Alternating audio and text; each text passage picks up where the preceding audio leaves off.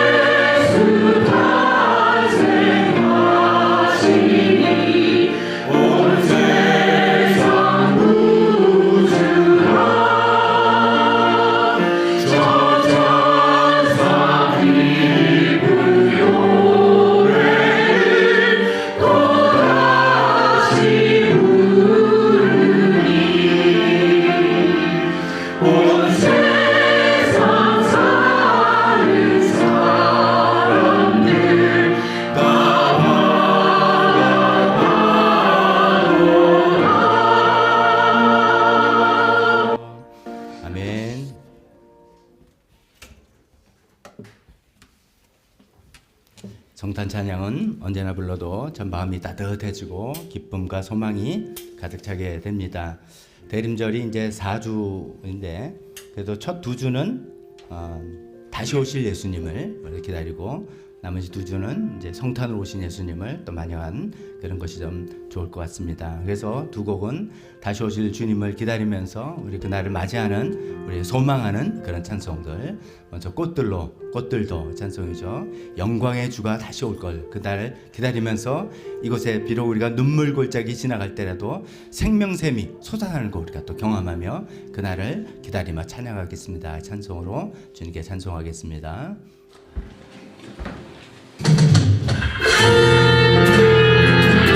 다시 이 키죠. 둘, 셋.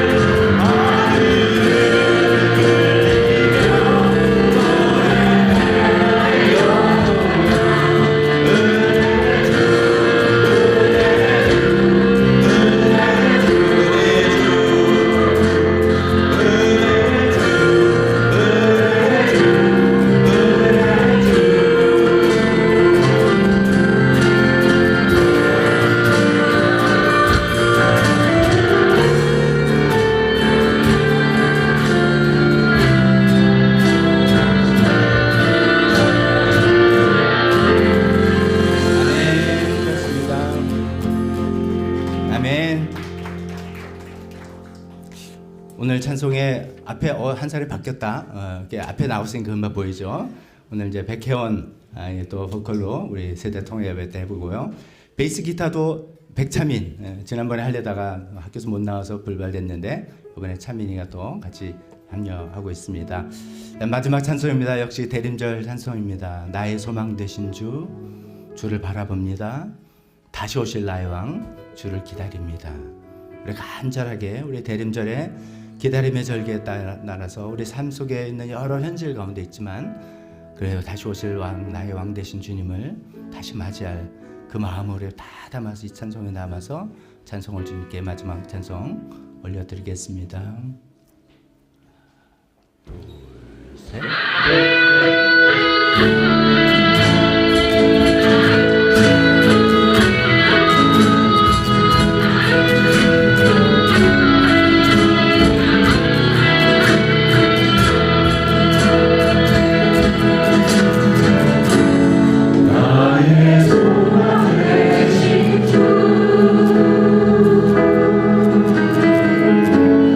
주를 바라봅니다.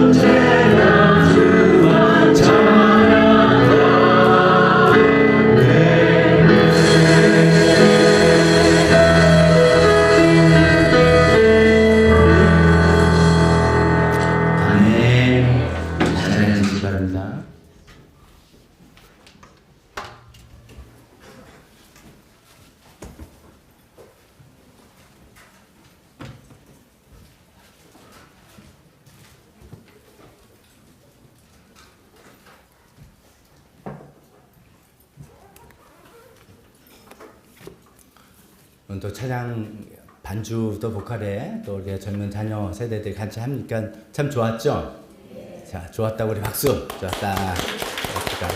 계속 정리하면서 저는 더 긴장이 엄청 됩니다. 이거 어떻게 조절을 어떻게 될지. 근데 너무 잘 오늘 했던 것 같습니다.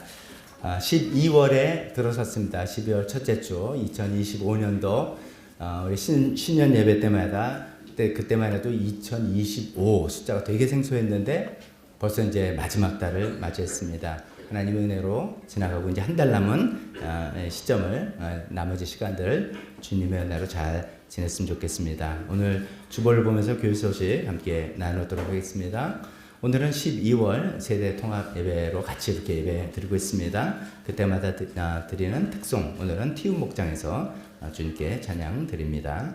오늘 예배 시간에 성찬식 있다고 지난주 광고 드렸습니다. 그래서 대표기도 하시고 헌금하고 그다음에 티움 목장에서 특송하고 난 다음에 봉헌기도 끝나고 그다음에 성찬식으로 설교 전에 성찬식으로 이어지겠습니다. 우리 자녀들도 성찬식까지 같이 참여하고 설교 시간에 각관으로 이동하시면 되겠습니다. 성찬이원 오늘 전삼덕 집사님 또 김재현 집사님 두 분 수고해 주시겠습니다. 그 다음에 이제 앞으로 연말 행사 쭉 말씀드리겠습니다. 주일 매주 있는 건 이제 별 말씀드릴 필요가 없는데 성탄절 예배는 그러니까 전통적으로 12월 25일 당일이 성탄절 예배죠. 성탄절 예배 목요일입니다. 똑같이 11시에 우리 예배 드리도록 하겠습니다. 그리고 12월 28일 마지막 주일에는 우리 세기업줄 기도회를 오후에 또 해보려고 합니다. 지난번에 여름에 한번 했는데 참 좋았다라는 말씀도 많고 또 우리가 함께 모여서 기도하는 시간도 필요해서 세기업줄 기도회를 연말에 마지막 주일날 오후에 하려고 합니다.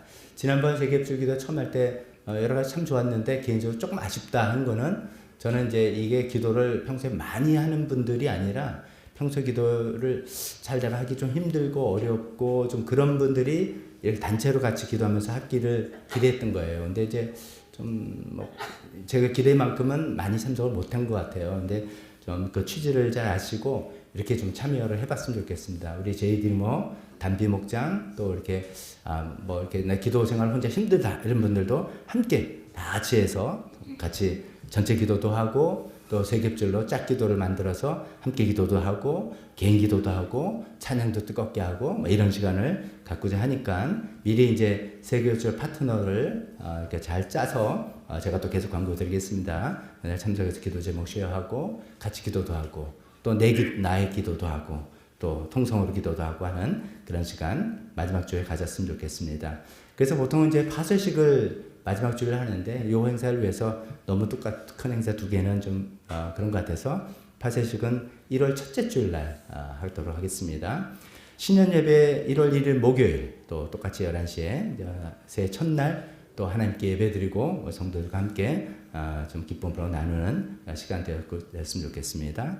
파쇄식 우리 또 회개와 용서를 위한 파쇄식 1월 4일 주일 첫째 주일 날 하도록 하겠습니다. 그 행사 잘 기억하시고 여러분 스케줄 잘 조정해 주시기 바랍니다. 특별기도 계속해서 건강을 위해서 기도하는 분들 이상민 집사님의 아버님 계속해서 기도해 주시고 윤창희 집사님 동생 이제 12월 들어서 항암 치료 시작할 텐데 위해서 기도해 주시고 강성희 집사님이 일본에 계신 올케 췌장암 항암 치료 중인데 강성희 집사님이 이제 1월 달에 가셔서 또 전도도 하시려고 하니까 그때 꼭 마음이 열려서 예수님 믿고 구원받을 수 있게 기도해 주시고 우리 이금자 어머님 이를 8일 수술 때까지 통증이 잘 제어되시고 수술 후에 깨끗하게 나으실 수 있도록 기도해 주시면 좋겠습니다. 12월 헌금위원 박선희 집사님 또 박신혜 목자 두 분이 수고하겠습니다. 카페 대관은 오늘 또 대관이 있으니까 또 1시 반에 있는 거 아시고 협조해 주시기 바랍니다. 계속해서 네팔 선교 나라 위해서 또 계속해서 기도해 주시기 바랍니다. 이 시간에 대표 기도 그다음에 특송 대표 기도 헌금 그다음에 특송으로 이어지겠습니다.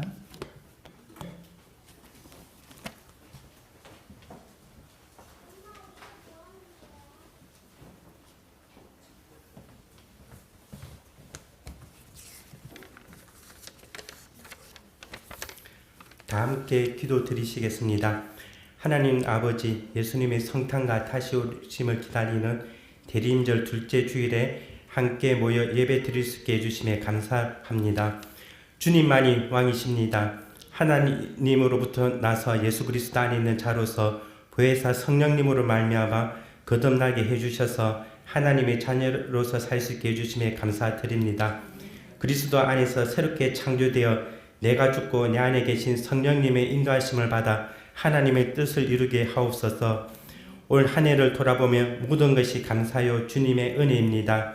교회의 재정적 상황을 잘 해결해 주심에 감사드리며 성경 공부와 읽기로 말씀을 심을 수 있음에 감사드리며 주일학교를 통해 아이들이 영적으로 성장할 수 있게 해주심에 감사드립니다.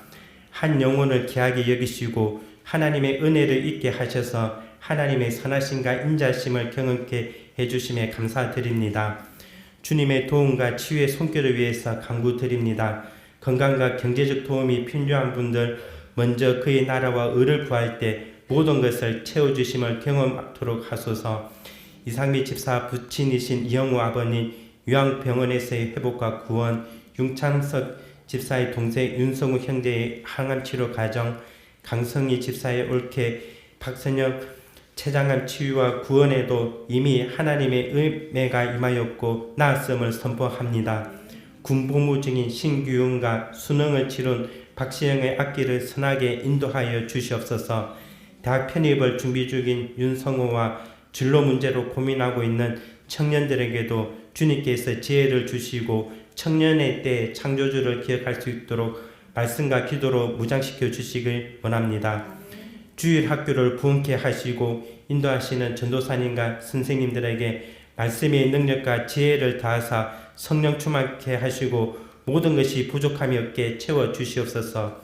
자녀들 신학뿐만 아니다 모든 생활의 근본은 가정에 있기에 가정을 지켜주시고 예배와 기도에 힘써 거룩한 가정이 될 수 있도록 도와주시옵소서. 네팔 선교를 위해서 기도드립니다. 시티미션교회 라지 목사님의 사역을 보호하여 주시고 개종 금지법을 지혜롭게 이겨내며 선교지인 도다니 수니타 자매와 신학 공부 중인 비카스 형제가 있는 당, 건다기, 실프벤시와 베델하우스의 전도의 열매가 풍성히 맺어질 수 있도록 도와주시길 원합니다. 나라와 북한을 위해서 기도드립니다. 한반도 평화와 위정자들이 하나님을 경외하고 두려워하며 나라를 다스리게 하시고 동성애와 차별금지법을 막아 저희 자녀들과 가정을 지켜주시옵소서. 각 목장의 선한 목자 되신 예수님이 자기의 사람들을 사랑하시되 끝까지 사랑하신 그 사랑을 베풀어 주시고 목자 몸녀가 지치지 않고 독수리가 날개치며 올라간 것 같이 힘과 능력을 더하여 주시옵소서. 성도 간의 교제와 삶의 나눔을 통해 영적 육적인 축복도 배가하여 주신 은혜에 감사드립니다. 모든 것은 하나님의 은혜요 그냥 일어나는 일이었고 하나님은 그때마다 계획이 있으십니다. 주님의 은혜를 충분히 누리고 성령 충만한 삶을 통해 모든 문제의 해결책인 기도에 힘쓸 수 있도록 인도하여 주시옵소서. 오늘 있을 성찬식을 통해 예수님의 피와 살을 먹어 주님과 하나가 되어 나의 생각과 감정을 내려놓고 자기를 부인하고 날마다 자기 십자가를 지고 하나님을 나타나게 하옵소서. 말씀 전하실 박도주 목사님 성령 충만케 하사 하나님은 역사의 주님이시다 말씀이 선포될 때 진실한 마음과 감사로 예배하고 신앙의 삶으로 나타나 하나님을 영화롭게 하기를 원합니다. 감사드리며 이 모든 말씀 예수 그리스도의 이름으로 기도드렸습니다.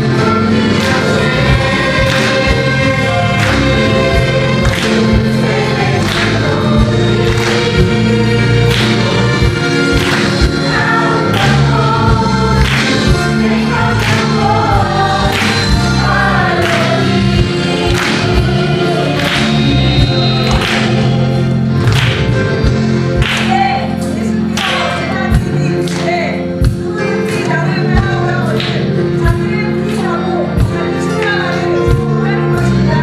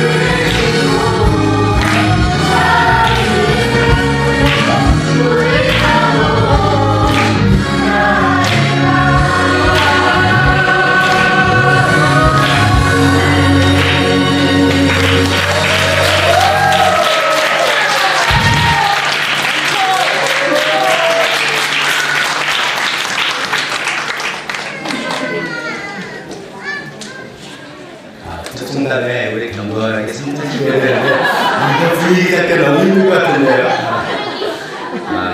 약간 평균적 보면 제 기억으로 올해 특성 탑3 제 기억나는 거 우리 이제 만남 목장의 찬송하고 올해 드림 목장의 율동 근데 이제 그걸 완전히 제압한 너무나 좀 대범하고 담대한 우리 백길 목사님 이제 조용히 영상 촬영만 하니까 저분은 얌전한가 했는데 그 안에 야성이 살아 있었어요. 오늘 백시 집안이 전부 다 하는 것 같네요. 너무 감사합니다.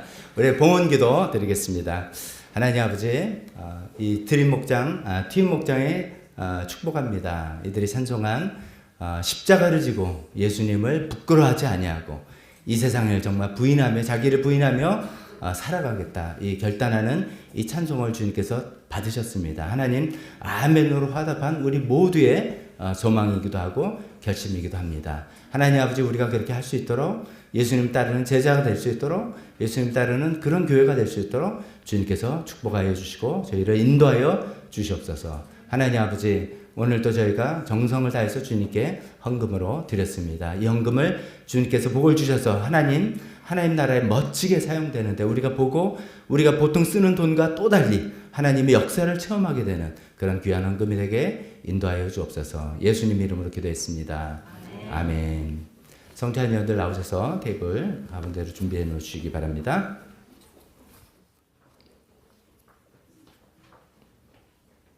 테이블을 가운데로.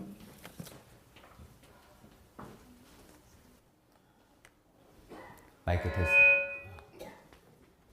앉아 계시면 됩니다. 테이블. 좀만. 두 번에 쓸 수 있다.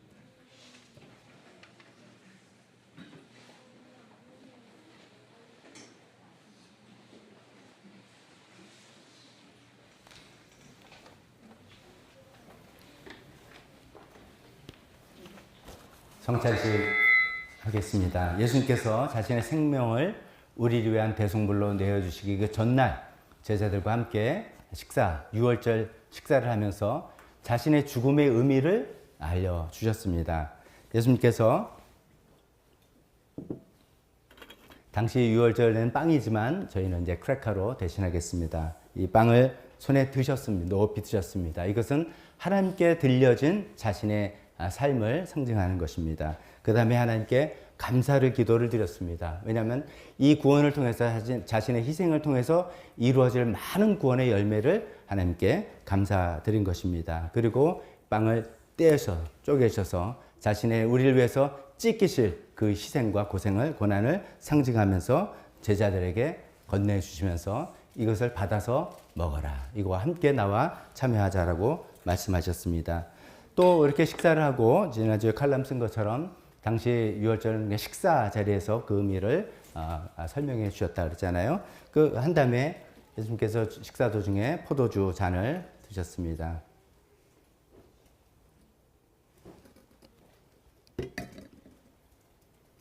잔을 이렇게 따라서 제자들에게 건네주면서 그 당시는 한 잔을 그냥 이렇게 나눠서 마셨다고 우리가 이해합니다. 요즘에는 상상하기 좀 힘들지만 그렇게 했습니다. 그러면서 예수님께서 이렇게 말씀하셨습니다. 자, 마셔라. 이것은 너희의 죄의 용서를 위해 흘린 내 피로 맺은 새 언약의 잔이다. 라고 하면서 제자들에게 나눠주셨습니다. 오늘 저희가 성찬을 참여하는 것은 그런 의미를 다시 한번 되새기는 것입니다. 특별히 오늘은 대림절을 맞이하는 성탄절입니다. 이미 2000년 전에 이렇게 오셔서 죽음으로 우리의 구원을 시작하신 그 예수님, 이제 앞으로 언젠가 다시 오실 예수님을 우리가 이 빵과 잔을 받으면서 예수님과 하나가 돼서 예수님의 힘으로, 도우심으로 예수님 오신 그날까지 우리가 기다리겠습니다. 인내하겠습니다. 그러면서 지난주 말씀대로 에드벤투스의 평화는 하나님께서 갖고 오시는 거지만 우리는 투룸의 의미에서 우리가 우리가 이룰 수 있는 평화를 만들어 나가겠습니다. 우리가 하나님의 뜻대로 정말 예수님을 이렇게 전도하고 영혼을 구하는 그 사역을 계속하겠습니다. 도와주십시오라는 그런 마음으로 이 성찬에 참여했으면 좋겠습니다. 자, 이제 성찬위원들 나오셔서 먼저 예수님의 몸을 상징하는 이 크래커 빵을 나눠드리겠습니다. 다 받으신 다음에 기도하고 준비하고 계시다가 함께 다 같이 받겠습니다.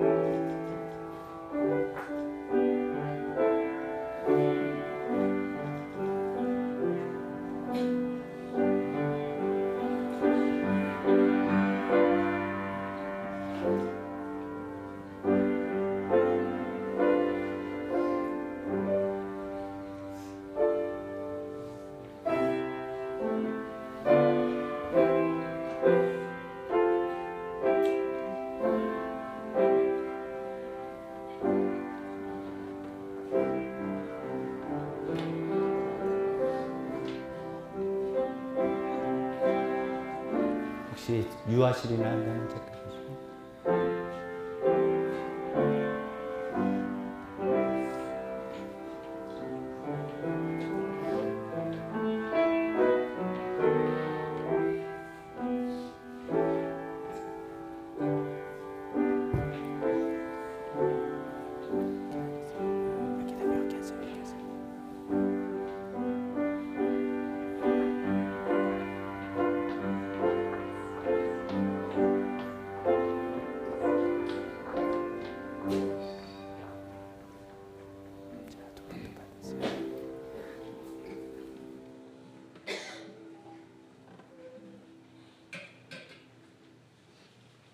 이것은 우리를 제가 말씀드리면 우리 다 같이 아멘으로 화답하는 거 기억하시죠?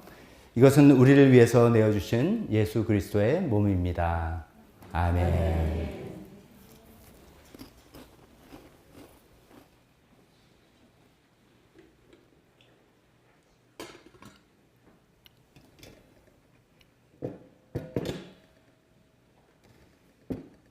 이어서 잔을 받겠습니다.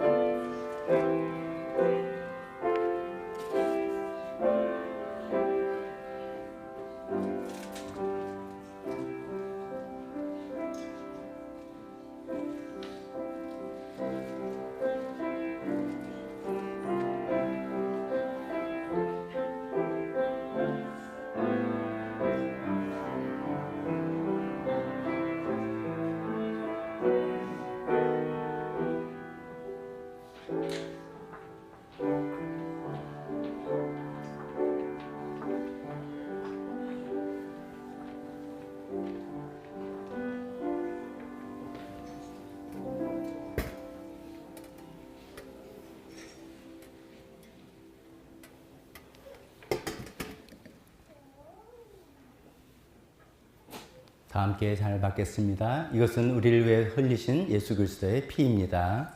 아멘. 잠깐 기도하겠습니다. 하나님 아버지, 오늘 예수님의 죽으심을 기념하면서 예수님의 떡과 예수님의 몸과 피를 다시 한번 성찬으로 받았습니다. 하나님이 이 힘을 가지고 우리와 함께 계시는 예수님께서 도와주시는 힘을 가지고 예수님 다시 오는 그날까지 기다리며 우리가 해야 될 일을 최선을 다해서 다하겠나로 결심합니다. 저희 모두를 도와주시옵소서. 예수님의 이름으로 기도했습니다. 아멘. 보만 덮어주시면 돼요. 보만 덮고 그냥 가운데 주시면 되겠습니다.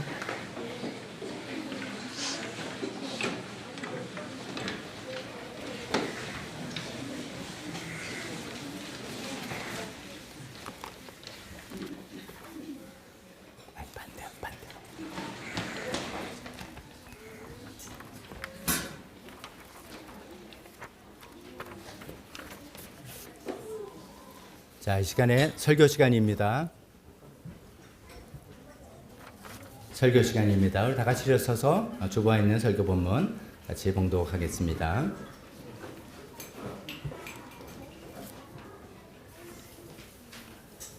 주보 안에 있는 설교 본문 중에 12절에서 15절까지 되어 있는 그 부분만 같이 웬일이냐라고 되어 있는 그 부분만 같이 읽도록 하겠습니다. 시작. 웬일이냐 너 아침의 아들 새벽별아 내가 하늘에서 떨어지다니 내가 평소에 늘 장담하더니 내가 가장 높은 하늘로 올라가겠다 하나님의 별들보다 더 높은 곳에 나의 보좌를 두고 저 멀리 북쪽 끝에 있는 산 위에 신들이 모여있는 그 산 위에 자리 잡고 앉겠다.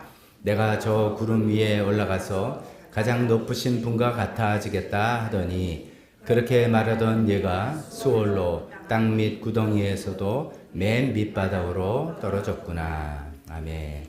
설교에서 잠깐 기도하겠습니다. 하나님 아버지, 역사의 주인 되신 하나님의 손길을 우리가 믿습니다. 하나님께서 이사야 시대 때 어떻게 그 땅을 다스렸는지를 또 살펴보고 오늘 우리 시대에도 하나님께서 우리를 인도하실 것을 이끄실 것을 바라보고 믿습니다. 하나님 오늘 말씀을 통해서 우리 각자에게 또 주실 말씀 잘 들을 수 있게 도와주옵소서. 예수님의 이름으로 기도했습니다. 아멘. 자리에 앉으시기 바랍니다.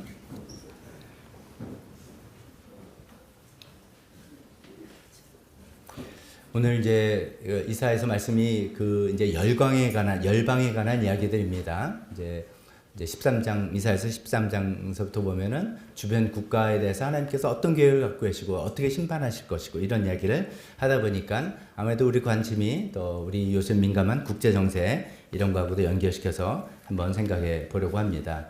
우리가 살아가는 현 시대에서 가장 강대국은 아직은 미국이다. 뭐 이렇게 우리가 다 이해하고 있지 않습니까? 미국이 최강대국이었는데 요즘은 좀 이렇게 옛날 같지 않다. 그래서 중국이 이미 부상해서 미중 갈등, 이게 지금 전 세계의 국제 질서를 많이 흔들고 굉장히 불안 요소로 작용한다고 하지 않습니까? 그런 이야기를 쭉 들으면서 저도 뭐 이런 용어를 들었어요. 여기 여러분들 들어보셨겠어요. 투키디데스의 함정, 뭐 이런 거 들어보셨습니까? 투키디데스의 함정. 이게 이제 고대 그리스 역사가가 그 당시에 패권국인 아테네하고 스파르타하고 이제 싸우는 그런 것들을 연구해 보니까 이게 이제 패권국 하면 이제 1등 국가잖아요. 1등 국가가 이렇게 통치를 하고 있는데 2등 국가가 이렇게 올라올 때, 아, 그래, 너네가 나보다 나으니까 내 바톤을 너한테 넘겨줄게 하고 순순히 넘겨주지를 않더라 이거죠. 항상 2등 국가 올 때는 전쟁이 일어나고 참혹한 끔찍한 일이 생긴다라는 것을 이제 설명한 투키디데스라는 역사학자의 용어를 따서 이게 혹시 지금 미중 갈등이 그런 투키디데스의 함정에 빠지는 건 아니냐 그런 이제 우려를 많이 하고 있습니다. 미국이 순순히 패권을 넘겨줄지 안 넘겨줄지 모릅니다만 넘겨주려고 하지 않는다. 그래서 이제 뭐 관세 정대도 일어나고 여러 가지 뭐 일이 일어난 것 우리가 다 알고 있습니다. 근데 그런 걸 이제 보다 보면 역사적으로 보면 이제 패권국, 전 세계 패권국이라는 게 지금은 미국이라고 그러지만 미국 전에는 어느 나라인 걸 다 알죠. 2차 세계대전 그 전까지만 해도 영국이었다라고 알지 않습니까? 영국의 별명 해가 지지 않는 나라. 뭐 영국의 별명 또 하나 별명은 현재 국제 분쟁의 모든 원인의 근원. 영국이 그렇게 해가지고선 그 영토를 자기 마음대로 이제 나누는 바람에 문제가 됐다 이러죠. 또 영국 전에는 스페인이 또 패권국이었죠. 무적함대 스페인이었고 또 거슬러 올라가면 성경시대에 로마 제국이 있을 것이고 거슬러 올라가면 오늘 구약시대 우리가 읽는 이사야 시대는 바벨론 제국이 이제 막 부상해서 바벨론 제국이 전 세계 패권국으로 좀 활동했다 있던 이런 것을 우리가 알 수 있습니다. 근데 이제 그런 걸 또 생각해보면 이제 패권국이라면 뭐 최강대국입니다. 국력, 군사력, 경제력, 문화력, 강대국인데 역사를 보니까 한때 패권국이 오래 가지 않더라. 나라에서 좀 거슬러 미국, 영국, 스페인, 로마, 바벨론 뭐 이렇게 쭉 가서 정말 모든 제국들도 결국은 힘을 잃게 되고 무너지게 되는 그런 역사의 현실을 우리가 볼 수가 있습니다. 오늘 본문은 이제 그런 역사의 현실, 역사의 어떤 법칙이라고 할까요? 이런 것들을 이제 세계 정세, 국제 정세 이런 것만이 아니라 성경적으로 영적인 눈으로 이걸 왜 이런 일이 생기는가를 말씀해 주시는 그런 내용이라고 볼 수 있겠습니다. 강력한 그런 나라들이 대체 왜 무너지는가?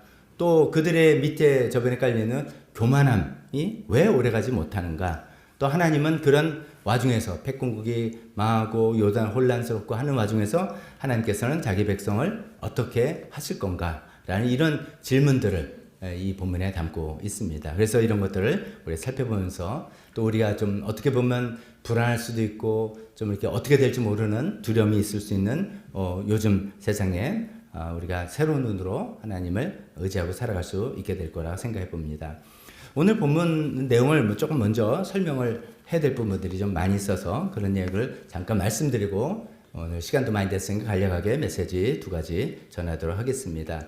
본문은 이제 14장 전체를 삼고 있는데 14장 1절 3절까지는 하나님께서 이제 바벨론을 심판하겠다 이런 얘기를 하세요. 사실은 13장서부터 그런 이야기들이 쭉 나옵니다. 근데 바벨론이라는 나라를 내가 심판하겠다라고 시작하면서부터 하나님께서 하신 말씀은 내가 이스라엘 백성들을 지켜 보호하겠다 이런 얘기를 처음부터 아예 하신다는 겁니다. 13장 1절 제가 읽어보면 주님께서 야곱을 불쌍하게 여기셔서 이스라엘을 다시 한번 선택하시고 그들을 고향 땅에서 살게 하실 거다. 아예 처음부터 그 얘기를 하고 시작하시는 거죠. 13절 3절에도 주님께서 너에게 고통과 불안을 없애주시겠다라고 아예 처음부터 이야기하신다는 겁니다. 자, 이것은 우리에게 큰 소망이 됩니다.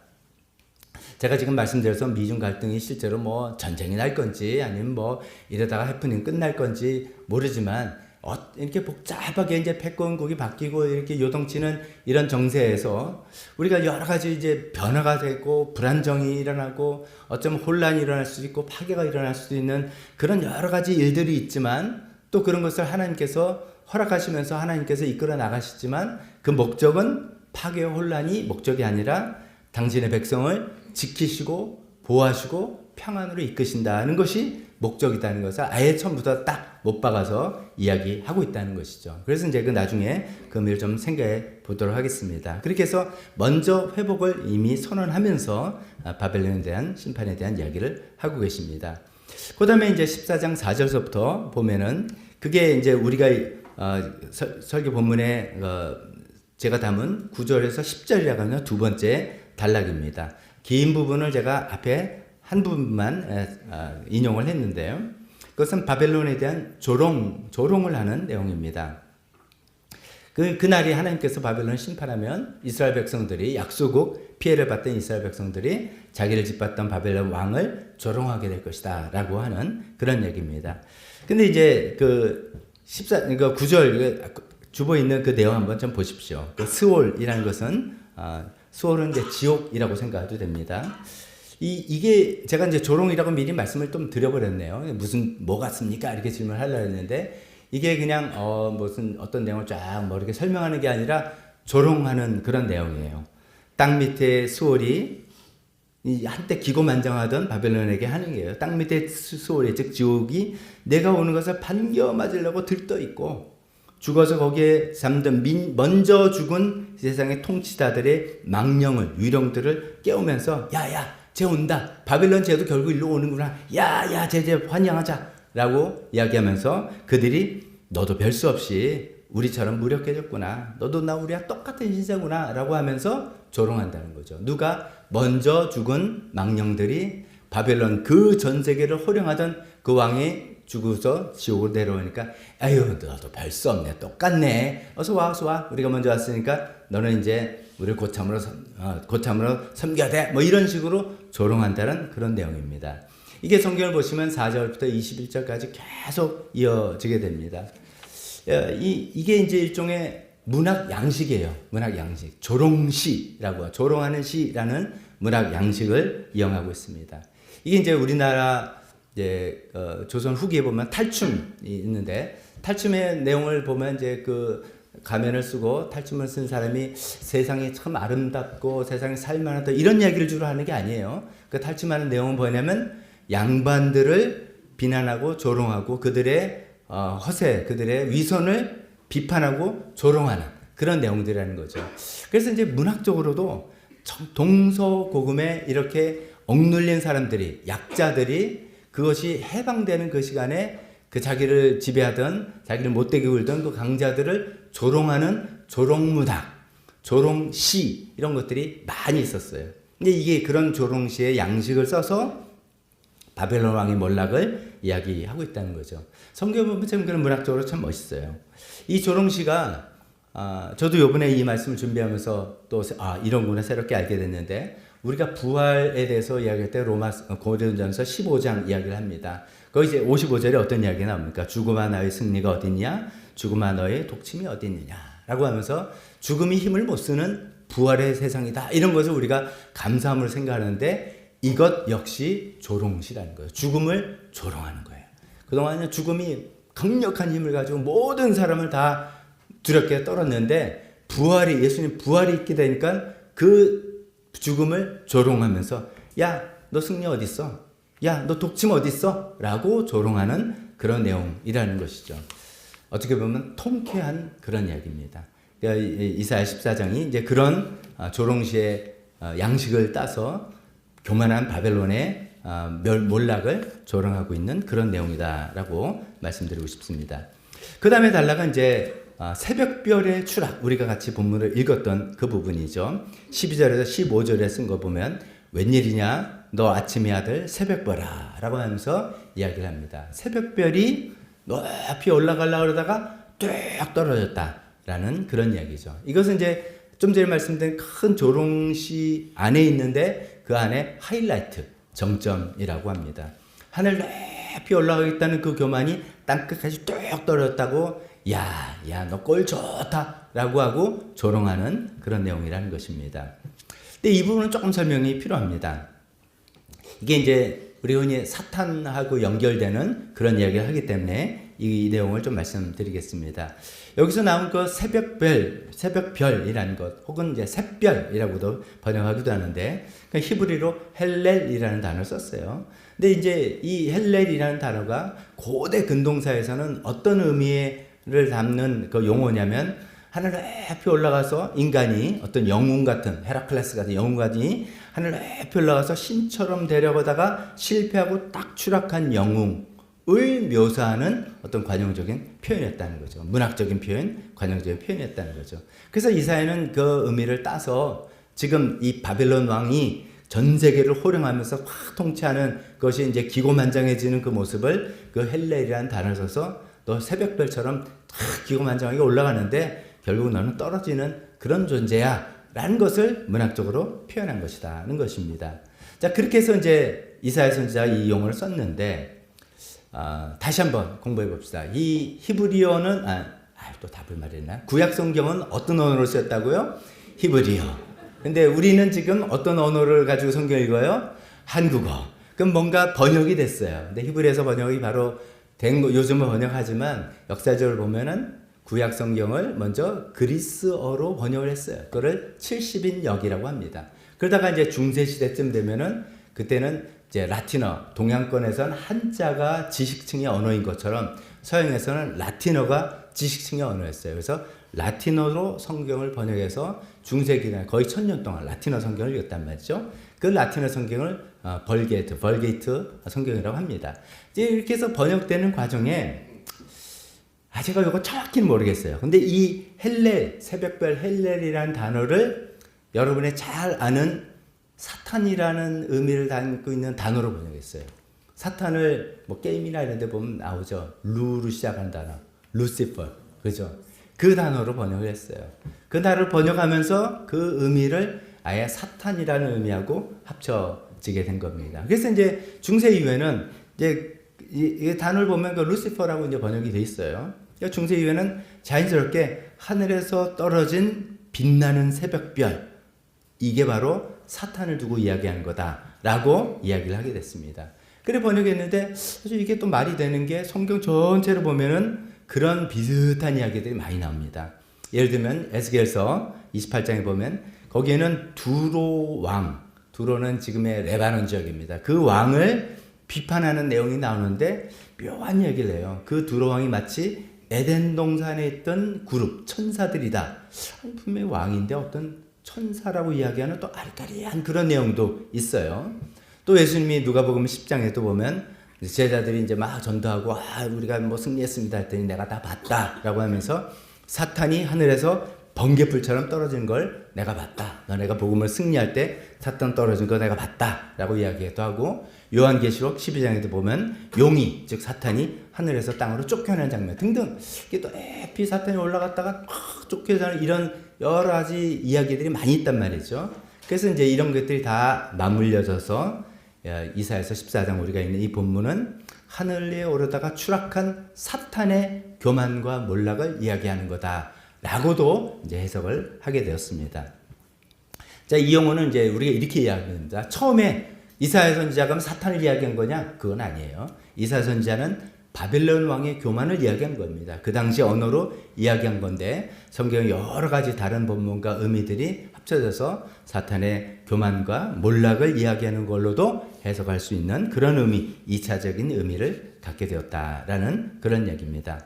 이 얘기는 나중에 우리가 교만에 대해 생각할 때 또 의미가 있어서 설명을 해보겠습니다. 그런 얘기를 쭉 하다가 마지막에 14장 마지막에는 하나님께서 내가 이 바벨론을 멸하고 싹 말끔히 쓸어버리겠다라고 하면서 하나님의 주권을 선언하는 그런 내용으로 이 14장이 구성이 되어 있습니다. 이 내용을 가지고 오늘 저희는 이제 두 가지 포인트만, 오늘 여러 가지 행사에 있어서 좀 짧게만 말씀을 준비했습니다. 두 가지 포인트 생각해봤습니다. 첫 번째는 오늘 제목인 것처럼 하나님은 역사의 주인이시다 이겁니다. 하나님은 역사의 주인이시다. 아까 제가 말씀드렸지만 세계 국제정세의 패권국이나 강대국은 다 그냥 흥망성쇠하게 돼 있어요. 그렇잖아요. 우리가 다 알죠. 뭐 나라가 일어났다 쓰러지고 뭐 500년 지나가면 왕조는 멸망하고 또 새로운 왕조가 일어나고 또 국제적으로도 어떤 나라가 패권국을 이게 다 이렇게 돼 있다라고 생각하는데 그거를 우리는 이제 그런 외부적인 시각으로 보면 나라는 그렇게 돼 있는 거야. 세상은 그렇게 돌아가는 거야. 라고 볼 수 있지만 성경이 우리에게 말해주는 것은 no. 그 밑에는 하나님께서 역사의 주인으로서 그것을 이끌어 나가시고 있는 거야. 이 이야기를 하고 계신다는 겁니다. 그래서 제가 아까 말씀드렸죠. 이사야서 13장서부터는 각 이스라엘 주변에 있는 나라들에 대한 이야기를 하십니다. 13장부터 14장 바벨론에 대해서, 아시리아에 대해서, 뭐 어느 나라에 대해서 쫙 얘기하면서 그 나라들이 흥망성쇠하는 그 이유가 성경은 이야기를 뭐냐면 하나님께서 그렇게 주권을 가지고 세우시기도 하고 망하게도 하시고, 망하게 하는 게 아니라 심판하시는 거죠. 세우시기도 하고 심판하시기도 하는 그 역사의 주인이 되는 하나님이 그 일을 하시는 거다라는 것을 말해주고 있다는 것입니다. 우리 여기서 이제 제가 질문할 때 여러분이 진짜 분명히 대답하셔야 됩니다. 여러분 정말 역사의 주인이 하나님이시라는 것을 믿습니까? 좀 우리가 돌아가는 많은 국제정세 이론도 있고 세상 살이다 보면 다 그런 거야. 그냥 그렇게 되는 거지 뭐. 인생 살아가는 건 그런 거야. 라고 생각할 수 있는 겉도로가 흐름인데 성경을 통해서 우리에게 이야기해 주시는 건 no, 그렇지 않다. 13장에서도 보면은 하나님께서 군대를 소집하고 그 나라를 심판하신다는 이야기하면서 하나님께서 주도적으로 이 바벨론의 멸망을 이끌어 가시고 계시다는 분명한 이야기를 하고 계시다는 겁니다. 그런 걸 생각할 때 우리가 살아가는 대한민국 사회에 뭐 작년 이맘때 뭐 굉장한 혼란기를 우리가 겪었습니다. 그게 뭐 옳으냐 틀으냐 마냐 이런 걸 다 떠나서 우리가 혼란기를 그래도 극복하고 나와서 안정기로 좀 들어섰지만 여러 가지 여전히 우리나라는 국제 정세가 뭐 국내적으로 분열고 있고 다툼이 있습니다. 시야를 세계적으로 돌리면 더 많죠. 요새 저는 개인적으로 모르겠습니다. 제가 이제 나이가 좀 들고 더 이제 좀 아는 것들이 많아져서 그런지 모르지만 더 걱정이 많아지는 거예요. 이게 세상이 이걸 어떻게 돌아가는 거야? 차라리 아무것도 모르고 그냥 공부만 해. 공부가 이제 수학, 영어 이거만 하면 훨씬 마음이 편할 텐데 세상에서 알면 알수록 걱정과 두려움이 더 많아지는 거죠. 경제적으로도 이거 어떻게 될까? 환율이 어떻게 올라가면 큰일이고 정말 지금 뭐 어떻게 되는 건 뭐 나라가 어떻게 되는 이런 걸 알면 알수록 걱정이 되는 그런 시대에 우리가 살아가지 않습니까? 그런데 우리가 분명히 붙들 건 역사의 주인은 하나님이시다. 이거를 믿는다면 우리가 그 불안하기도 하고 두려울 수도 있고 마음이 흔들릴 수도 있는 이 시대에 우리가 남들을 원망하거나 세상에 뭐 이래, 지도자는 뭐 이래, 뭐 미국 대통령은 왜 저래, 뭐 유럽은 또 왜 저래, 중국은 왜 저래 이런 거 우리가 분석하고 이야기할 수 있지만 그런 걸 따지는데 우리의 에너지를 낭비할 게 아니라 그래도 하나님께서 이 모든 걸 쓰셔서 하나님의 뜻을 이루어 나가고 계시다라고 우리가 믿을 수 있다는 것입니다. 그 하나님 뜻이 뭐냐면 아까 이야기한 것처럼 이 바벨론을 심판하는 그 심판을 이야기하면서 가장 먼저 뭐라고 하셨다 그랬어요? 내가 내 백성을 지켜 보호하겠다 이런 얘기를 하셨잖아요. 물론 그 과정은 혼란스럽고 고통스럽고 아픔도 있고 할지 모르지만 하나님께서 이 세상을 막 역사를 주관하고 계시면서 하시는 그 모든 목적에는 내가 내 백성을 지켜 보호하겠다. 이런 분명한 뜻을 가지고 하나님께서 역사를 주관하고 계시다는 것을 오늘 본문을 통해서 우리가 분명히 배울 수 있고 그런 관심을 가지고 그런 관점을 가지고 우리가 이 세상을 살아가는 우리 모두가 되었으면 좋겠습니다. 두 번째 말씀은 교만의 길은 반드시 무너진다. 교만의 길은 반드시 무너진다. 이겁니다. 아까 제가 새벽별에 대해서 많이 설명한 이유가 이제 이런 이야기 때문입니다. 14장 13절에도 보면 그 새벽별이라는 존재가 했던 이야기가 내가 가장 높은 하늘로 올라가겠다. 또 14절에 내가 가장 높으신 분과 같아지겠다. 라고 우리 용어로 교만 떨다. 다시 뚝 떨어졌다는 그 얘기죠. 근데 내가 높이 올라갈 거야. 내가 가장 높으신 분, 즉 내가 하나님과 같아질 거야. 라고 하는 이 새벽별의 이야기, 이사야서 14장에 나오는 이야기는 많이 들어본 이야기죠. 성경을 통해서도 봐도 에덴 동산에서도 나온 거잖아요. 선악과를 가지고 유혹하면서 야, 너 이거 먹어. 이거 먹으면 네가 하나님 같이 될 거야. 너 하나님 밑에서 이렇게 구실걸 필요 없어. 네가 하나님이 되는 거야. 네가 가장 높은 사람이 되는 거야라고 달콤한 유혹을 했던 바로 그 목소리라는 것입니다.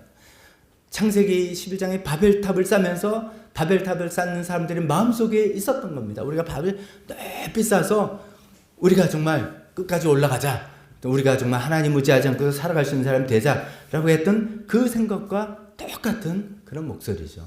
더 나아가서 이것이 오늘날에도 교만한 사람들 마음속에 있는 그 형태와 모양은 다 다를지라도 교만한 사람의 마음속에 있는 생각과 마음과 똑같은 그런 것들이라는 것입니다.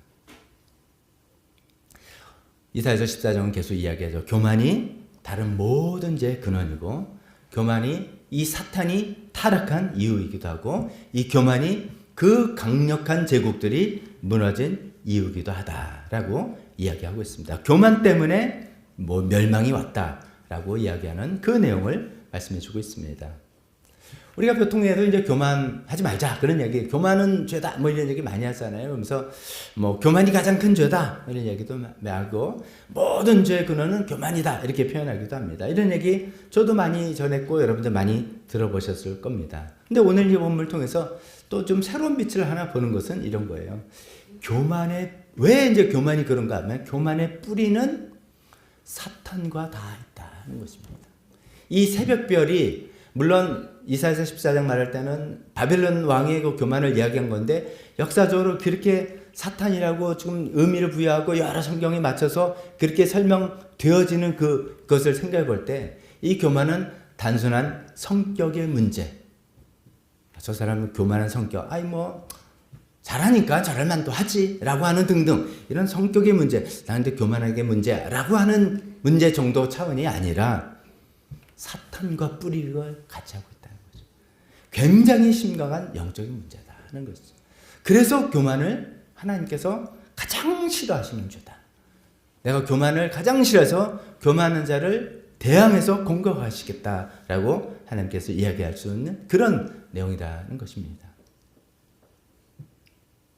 교만에 대해서 여러 가지 이야기하지만 한 가지만 이야기하고 마치겠습니다.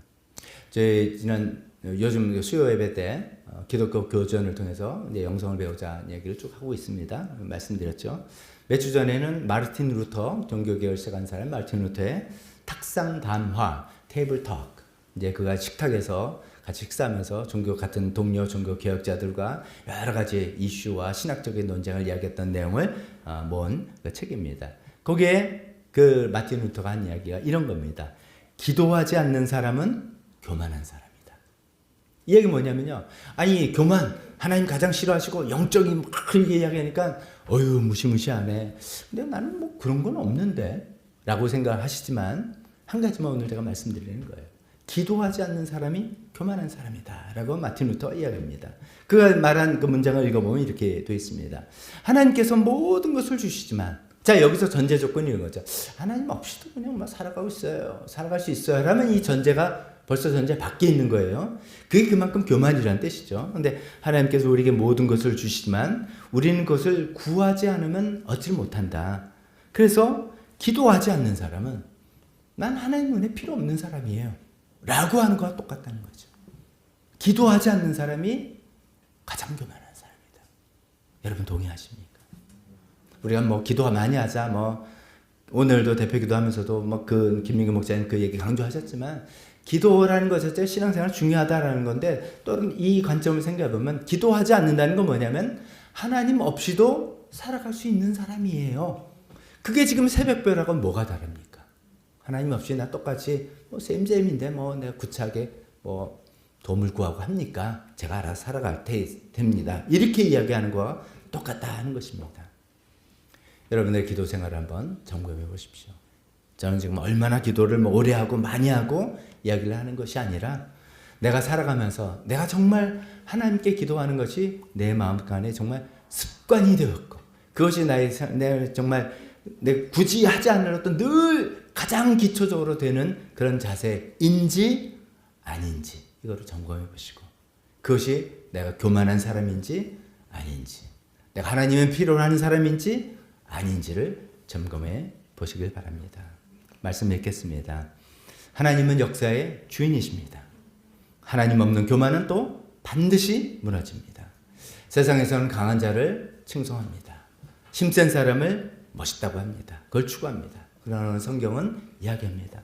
하나님께서 이기시고 우리는 하나님 앞에 겸손하게 매달리고 그럴 때 하나님께서 주시는 평안을 얻게 됩니다. 그런 하나님을 바라보면서 우리 삶의 현실을 또 담대하게 살아나가는 우리 모두가 되었으면 좋겠습니다. 오늘 반주해 주실 때 잠깐 기도하고 헌신 찬송으로 이어지겠습니다. 하나님 아버지, 역사의 주인은 하나님이신 것을 우리가 다시 한번 고백합니다.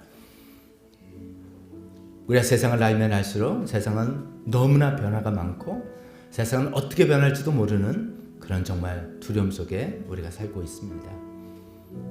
세상의 패권국들이 그렇게 바뀌었고 그 과정에서 많은 고통과 혼란이 있었습니다.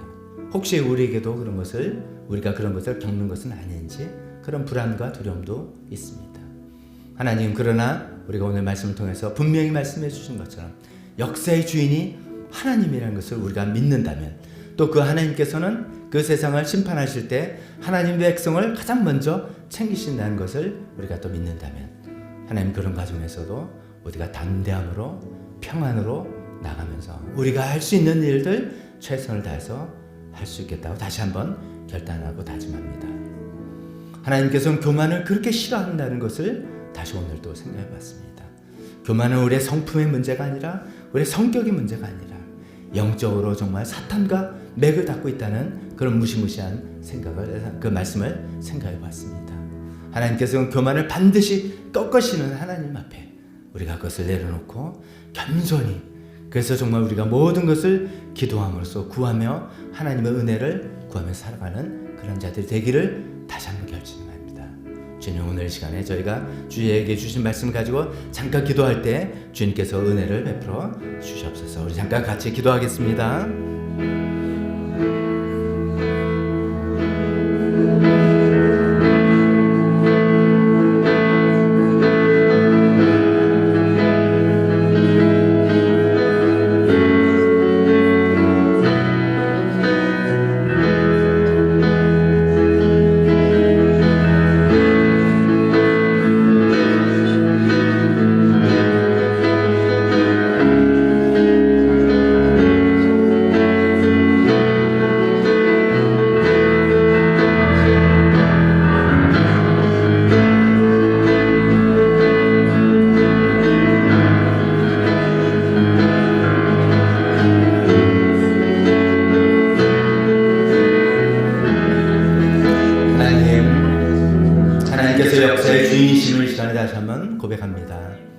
하나님, 그래서 세상이 어떻게 흘러가든지 어떻게 변화되든 간에 우리는 하나님 앞에서 평안을 누리며 우리가 해야 할 일을 담대히 하겠노라 다시 한번 결단합니다.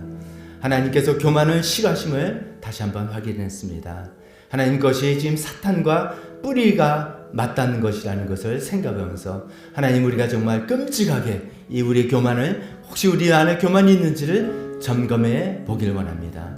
하나님 우리가 기도하지 않는 것은 교만의 증거라는 것을 우리가 또 생각해 봤습니다. 하나님 기도함으로써 우리 삶에 하나님의 도우심을 받아가며 살겠다 다시 한번 결단하오니 주님께서 인도하여 주옵소서.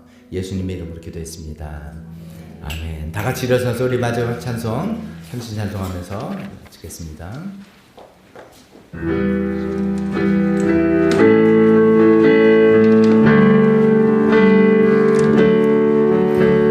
주님 뜻대로 나를 만드소서. 말씀대로 살기 원하며 내 인생 중에 바치오리라. 끝까지 주를 따르리.